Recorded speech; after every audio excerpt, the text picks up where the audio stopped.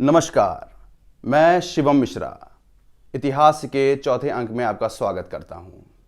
भारत क्रांतियों के दौर से गुजर रहा है। शाहीन बाग की अप्रतिम सफलता के बाद एक और क्रांति दिल्ली के मुहाने पर खड़ी है। परंतु सारी क्रांतियों के भाग्य में बिरयानी या पिज्जा नहीं होता। कुछ घटनाएं क्रांति बनने से पूर्व ही भूखे पेट भुखमरी से दम तोड़ देती हैं। 30 जून 2020 को ऐसी ही घटना हुई कि अमेरिका के सिलिकॉन वैली स्थित सिस्को सिस्टम नाम की एक संस्था में ब्राह्मणों ने महागठबंधन करके एक दलित इंजीनियर को बोनस और प्रमोशन से वंचित कर दिया। भारत के गांवों को संकीर्ण, अज्ञान की गुफा, जातिवाद का गढ़ कहने वाले वास्तविक राष्ट्रपिता, आधुनिक बोधिसत्व श्री भीमराव अम्बेडकर ने कभी नहीं सोचा होगा कि जातिवाद जिसकी जड़ें फिलती भारत में तो थी ही, लेकिन शाखाएं एक्सेप्शनल अमेरिका तक पहुंच जाएंगी। अमेरिका में हुए घृणित जातिगत भेदभाव की खबर जैसे ही भारतीय तटों से टकराई, तहां क्षण वामपंथी, अंबेडकरवादी उर्फ नील पुरुष और लिबरल्स के वक्षस्थलों पर सामाजिक न्याय का प्रचंड ज्वार भाटा उठने लगा। समाचार पत्रों में बीघे भर के लेख लिखे गए, ऑनलाइन बड़ी बड़ी गोष्ठियां हुई और यहां तक के ट्विटर के धर्म धुरंधर, जिन्हें हम राइट विंग कहते हैं, उन्होंने भी सवर्ण निंदा यज्ञ का आयोजन किया और वर्ण जाति संहार हेतु आहुतियां दी। अमेरिका में हुए भेदभाव का तुलनात्मक अध्ययन भारत में हो रहे भेदभाव से किया जाने लगा।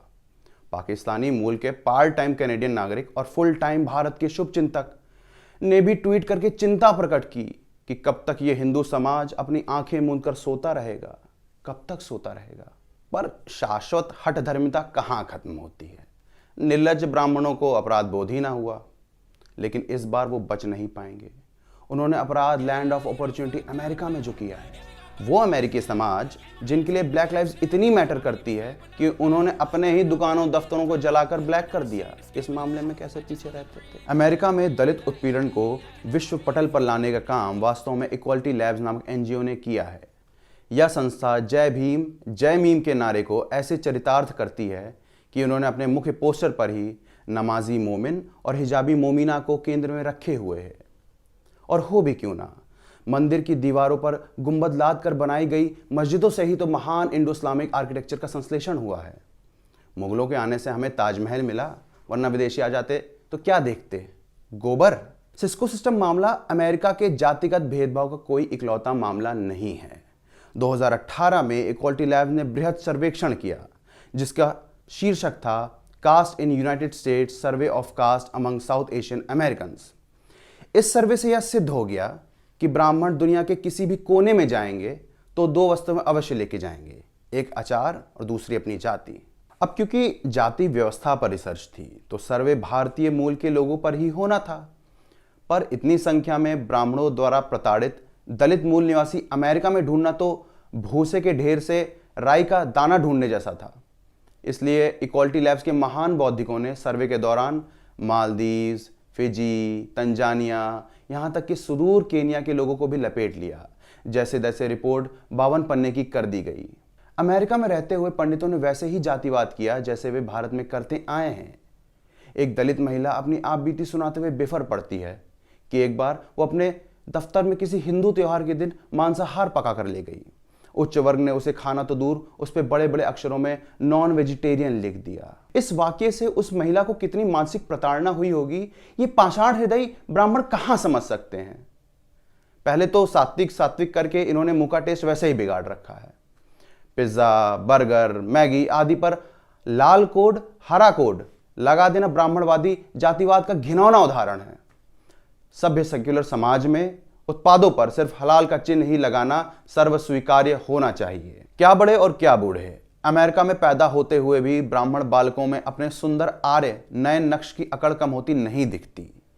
सर्वे रिपोर्ट में एक आदिवासी वयस्क उसके बचपन में ब्राह्मणों द्वारा की गई बॉडी शेमिंग की व्यथा सुनाता है कि एक बार स्कूल में उसके सहपाठी चिड़ियाघर जा रहे थे, तभी एक अहंकारी ब्राह्मण बालक उससे कहता है, हमें चिड़ियाघर जाने की क्या जरूरत है, तुम तो वैसे ही जानवर दिखते हो।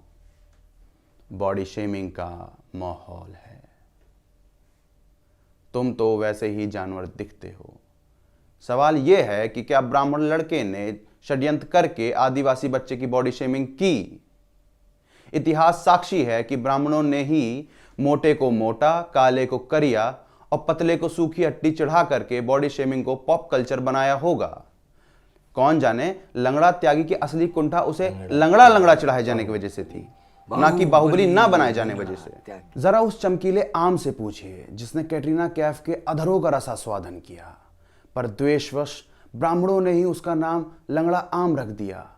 इसलिए ब्राह्मण बालक का आदिवासी बालक को जानवर कहकर चिढ़ाना कोई इत्तेफाक नहीं, एक सोची समझी साजिश थी। महीन प्रोपेगेंडा करने में ब्राह्मण धूर्त हैं। अगर आपको पुराना वाणिज्यिक प्रचार याद हो, आया नया उजाला 4 बूंदों वाला, हाँ हाँ, उसमें नायिका नील गिराकर उजाला अपना लेती है। आखिर क्यों? क्योंकि उजाला 5000 साल पहले स्टेपी के मैदान से भारत आए आर्यों का प्रतीक है, क्योंकि उनके केश उजले रंग के थे और उन्होंने मूल निवासियों को अपना दास बना लिया था। नीला दबे कुचले मूल निवासी आदिवासियों के पुनरुत्थान का रंग है। आर्य की संतानें आज की सवर्ण मूल निवासियों को अपनी दासता की बेड़ियां काटते कैसे देख सकती हैं? उजाला के लिए नील को गिराना आर्य ब्राह्मण दमनकारी सोच को दर्शाता है। आदिवासियों का बड़ा सांस्कृतिक नुकसान तो 19वीं शताब्दी में वैष्णव तिलकधारियों ने किया, जब उन्होंने बिरसा मुंडा को ऐसा भरमाया कि वो मदिरा मांस त्याग कर जनेऊ पहनने लगे।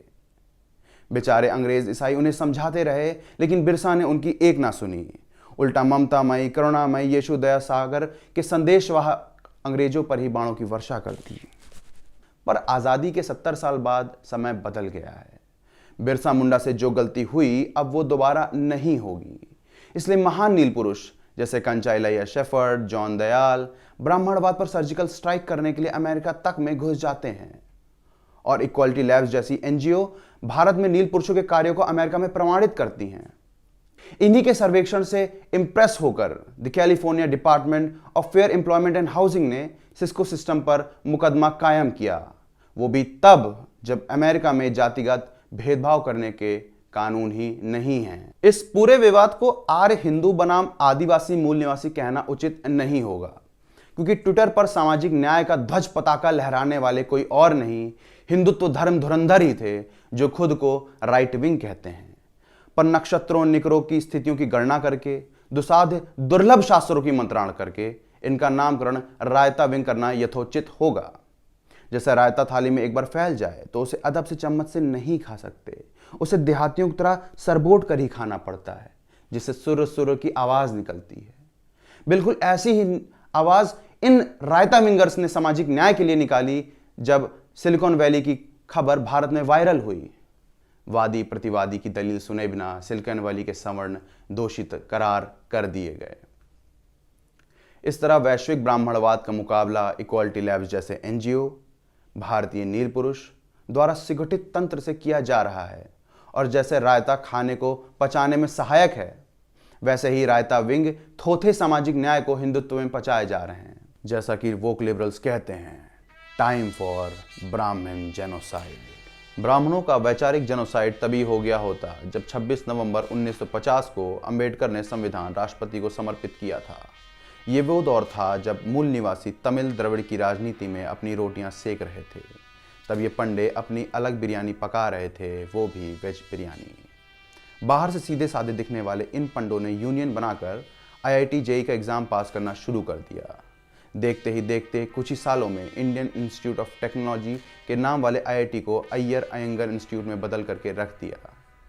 जिस बिरादरी के पास जितना IIT की डिग्री, उसका उतना वर्चस्व। डिग्रियां लेकर ये ब्राह्मण अमेरिका पहुंचे और वहां शुरू हुआ असली माफियागिरी। अब चूंकि नौकरी IIT वालों को मिलना आसान था, तब इन लोगों ने अपने लोगों के बीच नौकरियों का बंदर बांट करना शुरू कर दिया और इस तरह शुरू हुआ सिलिकॉन वैली में एक छत्र ब्राह्मण राज। नवंबर 2020 the California department of fair employment and housing ने सिस्को सिस्टम पर जातिगत भेदभाव का केस वापस ले लिया है। मामला सिद्ध नहीं हो पाया, भेदभाव हुआ ही नहीं था। इंजीनियर्स के बीच आरक्षण को लेकर तीखी बहस हुई थी। दुखद अमेरिका को अब अब्राहम लिंकन की नहीं, नील पुरुष और रायता विंगर्स की जरूरत है। भारत में अगर ऐसी कोई घटना हुई होती तो मात्र SC/ST एक्ट से सिस्को सिस्टम के मालिक, स्टाफ समेत बिना चार्जशीट के जेल में चक्की पीसिंग और हो सकता है पीड़ित को कोई प्राइवेट भारत रत्न से नवाजा जा चुका होता। बिग बॉस में वाइल्ड कार्ड एंट्री मिल जाती। चुनाव भी लड़ जाने की संभावना बन जाती। अगर यह सब ना होता तो इस बार क्रांति जरूर होती, मूल निवासी लेमोरिया को लिबरेट कर ही देते। लेकिन कहाँ ये पिछड़े अमरीकी, कानून की लठ का सही इस्तेमाल करने हम भारतीयों को आता है। अगर इन पंडा पुरोहितों के आतंक से शाश्वत मुक्ति चाहिए तो विश्व समुदाय को मिलकर ब्राह्मणों को बोको हरम और अलकायदा के तर्ज पे बैन कर देना होगा। यूएन के जनरल सेक्रेटरी का पद भीम आर्मी चीफ चंद्रशेखर रावण के लिए आजीवन आरक्षित कर देनी होगी और जिनके विशिष्ट सलाहकार के रूप में प्रौढ़ रायता विंग की नियुक्ति कर देनी होगी। तभी सामाजिक न्याय की थाली पूरी सज सकेगी। धन्यवाद।